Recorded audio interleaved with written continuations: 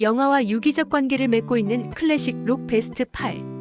공포 스릴러 영화에서는 신체에 가해지는 두려움, 전쟁, 트라우마, 자살에 대한 언급 등이 단골 설정이 되고 있다.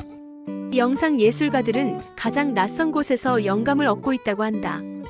음악가들도 예외는 아니다.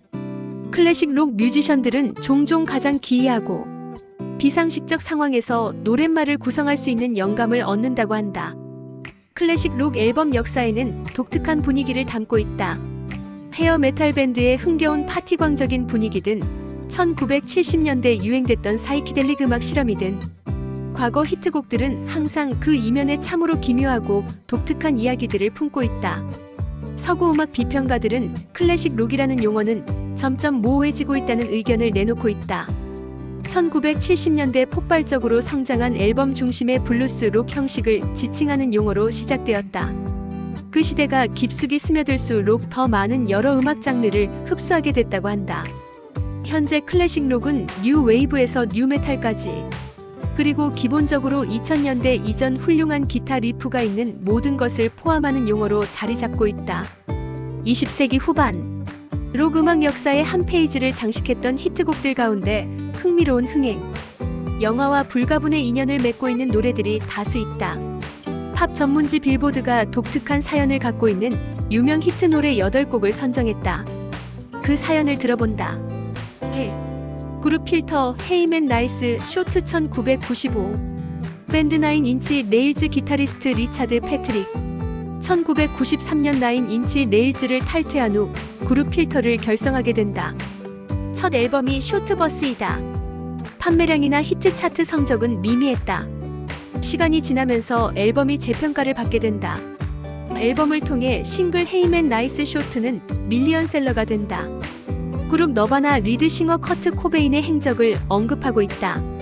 가사 내용이 알려지면서 노래에 대한 폭발적 호응이 이어지게 된 것이다. 2. 하트, 바라쿠다 1977. 여성 록 그룹 하트의 강렬한 리듬이 돋보이고 있는 바라쿠다. 2008년 세라 페일린이 선거 캠페인 노래로 사용하면서 여러 정치인들과 인연을 맺게 된다.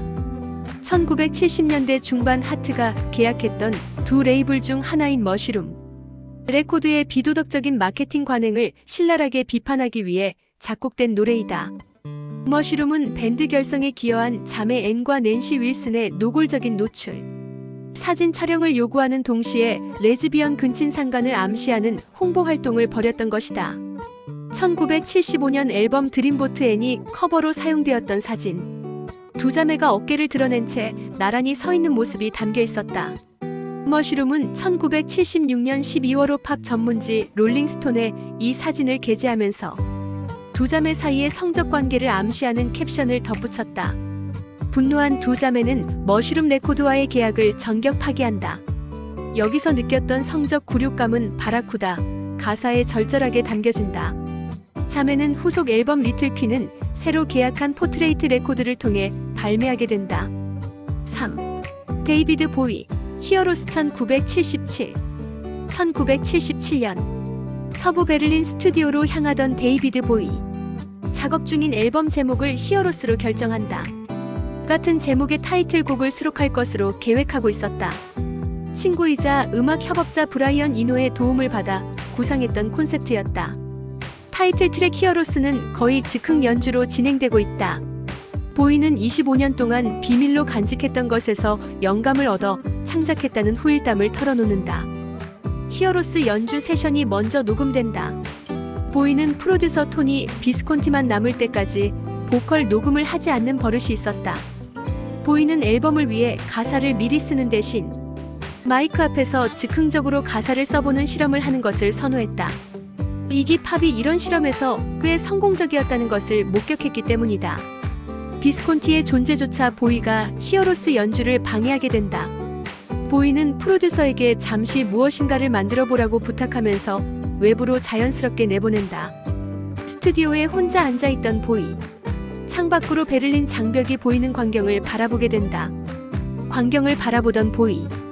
비스콘티와 백보컬 안토니아 마스가 장벽의 그림자 속으로 들어가 키스하는 모습을 보게 된다. 비스콘티는 다른 여성과 결혼 중이었기에 보이는 그 키스의 비밀을 오랫동안 간직한다. 그는 익명의 커플이 그 자리에서 키스하는 모습을 보고 이 노래가 탄생했다고 주장한다. 비스콘티가 아내와 이혼한 지 20년도 더 지난 2003년, 보이는 니콜라스 페그와의 인터뷰를 통해 진실을 털어놓는다. 4. 록밴드 더후, 핀볼 위저드 1969. 1968년, 피트 타운샌드는 더후가 밴드로서 새로운 방향으로 나아가기를 원한다.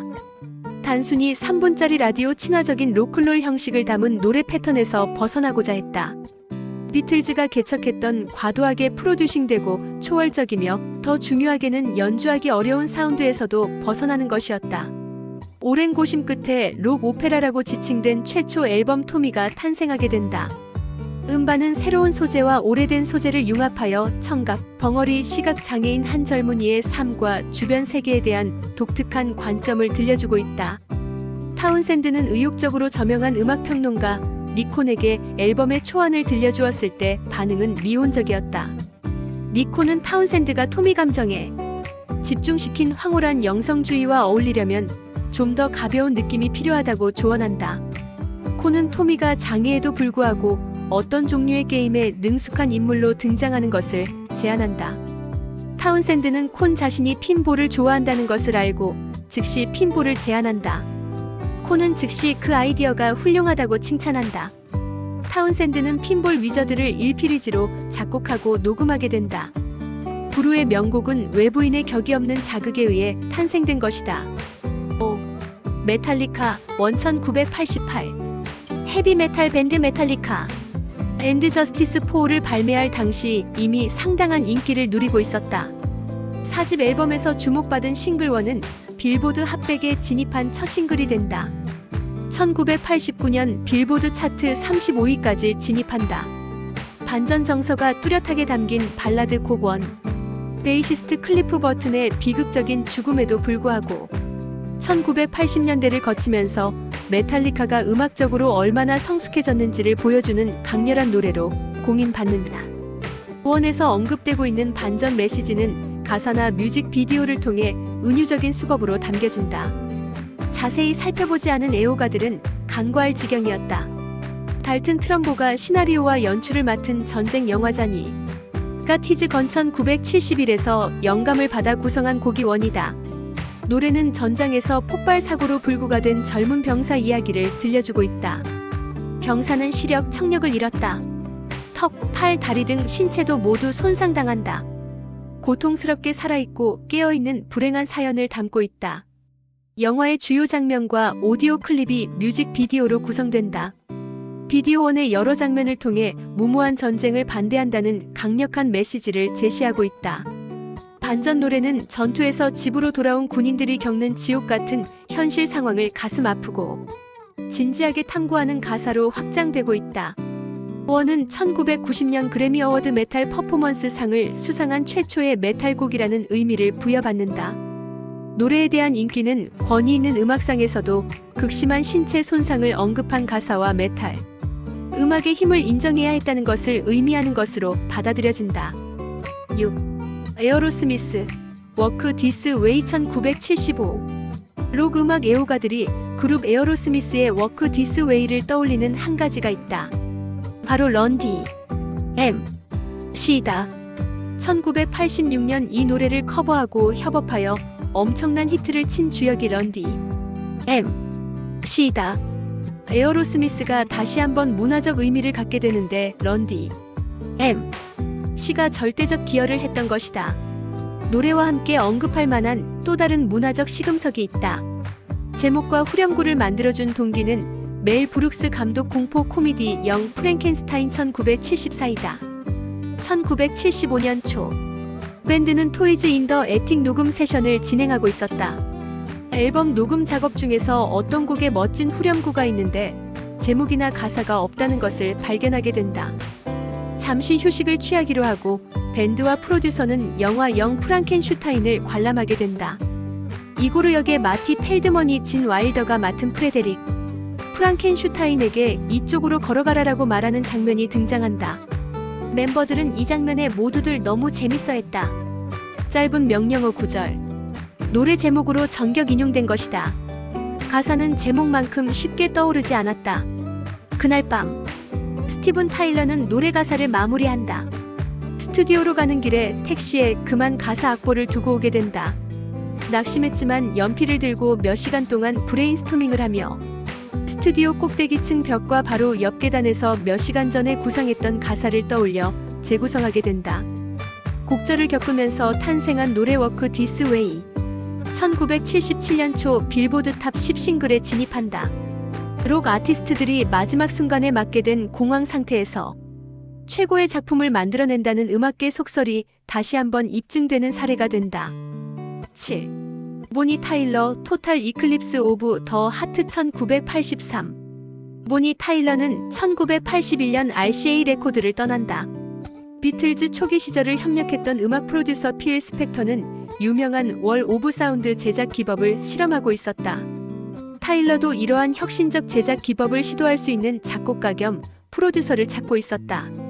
미트 로프의 악명 높은 록 오페라 배틀 아웃 오브 헬 작곡가 짐 스타인먼과 상고초력 끝에 팀워크를 이루게 된다. 심혈을 거쳐 탄생된 토탈 이클립스 오브 더 하트는 엄청난 히트를 기록하게 된다. 스타인먼은 1990년대 영화 피어리스 뱀파이어 킬러스를 원작으로 한 뮤지컬 뱀파이어의 춤의 한 곡으로 토탈 이클립스 오브 더 하트를 적극 활용한다. 음악 전문지 플레이빌과 인터뷰를 통해 토탈 이클립스 오브 더 하트가 사실 보니 타일러를 위한 노래가 아니라 다른 뱀파이어 뮤지컬을 위한 노래로 창작되었다는 후일담을 털어놓는다. 당시 인터뷰 주요 내용은 다음과 같다. 토탈 이클립스 오브 더 하트를 만들 때 러브송을 구상하고 있었다. 사실 뱀파이어 러브송을 만들려고 집필했던 것이 생각났다.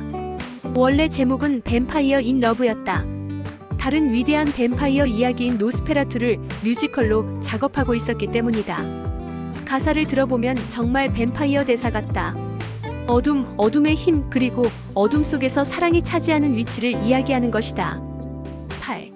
워렌 제본, 웨어울프 오브 런던 1978. 워런 제본은 클래식 록 장르의 영원한 아웃사이더라는 동정을 받았다. 좋은 음반을 출반했음에도 불구하고 주류 음악계로 진출하지 못했다. 싱글 웨어울프 오브 런던은 이러한 굴레를 벗어나는 히트곡이 된다.